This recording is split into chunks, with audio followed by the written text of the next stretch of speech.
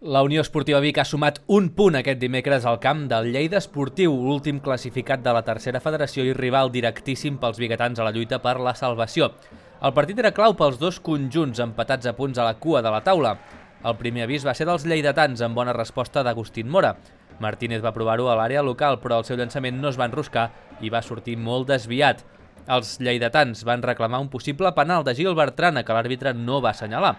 La manca d'encert era la tònica d'un partit on els biguetans van disposar d'una ocasió claríssima a la sortida d'un córner, però Marc Coelho no va poder dirigir bé la rematada a boca de canó. A la represa, el capità lleidatà Joan Miquel Rossinyol va lesionar-se de gravetat intentant superar a Nil Garrido, un fet que va refredar els ànims locals, que tot i així es van seguir aproximant a l'àrea del Vic.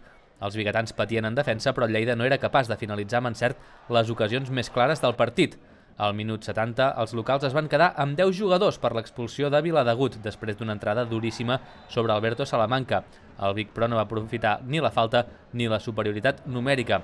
Els biguetans no van ser capaços de perforar la porteria local. El Lleida va disposar d'una ocasió claríssima a les acaballes del partit en una sortida de falta que hagués pogut avançar als locals. La resposta biguetana, a les acaballes del partit també, va ser un cara a cara entre Salamanca i el porter local Satoca, que va guanyar-li la partida a l'Ariet biguetà. El partit, doncs, va acabar amb taules i amb cap dels dos equips contents.